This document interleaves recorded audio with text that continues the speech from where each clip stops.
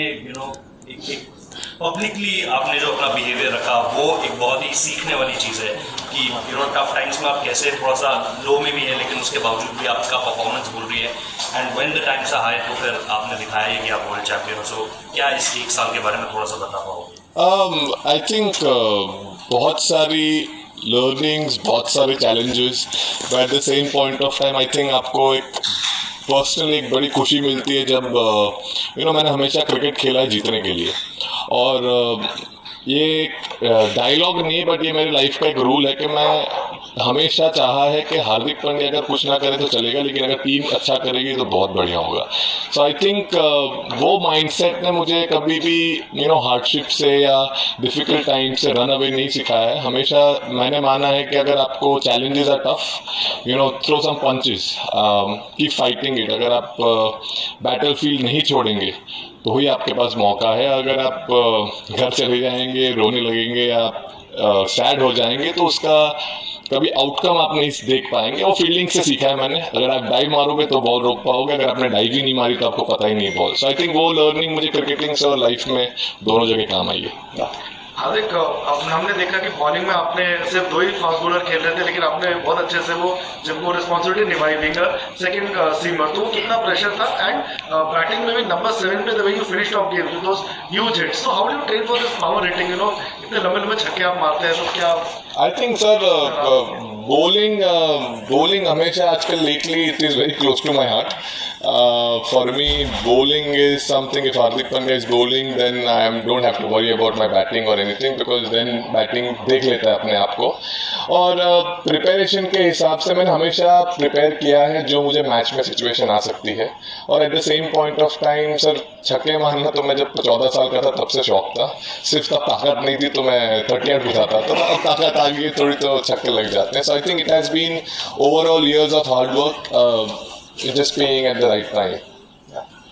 हार्दिक भाई तो हार्दिक बधाइयाँ आपको भी और आप हमें बहुत चीज़ें याद, 2017 का फाइनल आप शानदार बल्लेबाजी कर रहे थे, क्लोज ले जाने की कोशिश कर रहे थे बट वो रन आउट। और फिर अब उसके बाद 8 साल बाद आप वही फाइनल खेल रहे थे, वो कुछ याद था, कुछ गूज बम्स था कि लास्ट टाइम एक कदम से पीछे रह गए, इस बार कॉन्कर कर लिया?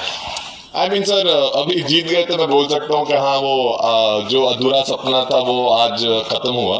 बट 8 साल बहुत लंबा समय होता है, 8 साल में बहुत सारी चीज़ें हो गई लाइफ में। But same point of time जीत, और वो भी इंडिया के लिए जीत, is something very very important for me. And I think वो हो गई तो मतलब सब भला है इंडिया में, सब खुश हैं, भारत में सब मज़े कर रहे होंगे, which is the most we can offer from our side. And I hope everyone is happy back home and at the same point of time celebrating.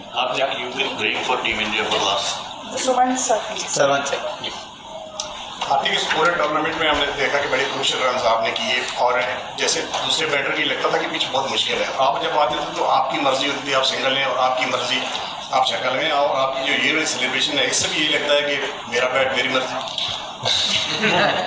I mean sir मैंने हमेशा बोलते हैं ना, आप अगर खुद पे भरोसा नहीं रखोगे तो दूसरे कैसे रख पाएंगे। सो मैंने हमेशा खुद पे भरोसा रखा है कि मैं कर सकता हूँ। और eight the same point of time sir वो बिहाइंड द डोर्स जो मेहनत जाती है उसका फल होता है। और मैं हमेशा माना है कि आप प्रिपेयर जैसे करोगे वही आप रिफ्लेक्ट कर पाएंगे गेम में स्पेशली। और उस टाइम पे सर मतलब सांस धीरे रखिए, बॉल को करीब से देखिए, और अगर आपके पाले में है तो फिर मारिए जितना दम से मारना है, और बीच में लग जाता है तो सर दम आ जाता है। और सर सेलिब्रेशन तो सर वो मतलब वो विकेट के लिए था और उसके बाद एक मतलब वो ये भी आ गया basically.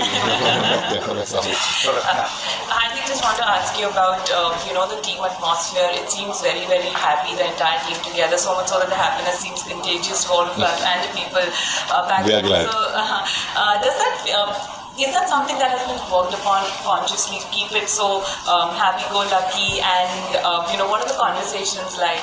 I think the bunch of people we have in the group, we are very this team is enjoying each other's company, and at the same point of time, each other's success. It is not an individual-driven team. This is a team India. It's not a single man's team. It is where everyone can come and do their job, and at the same point of time, we all believe in everyone that they can finish the game or they can do something very magical for the team. And I think when that atmosphere happens in the group, that is a very deadly combination for championship.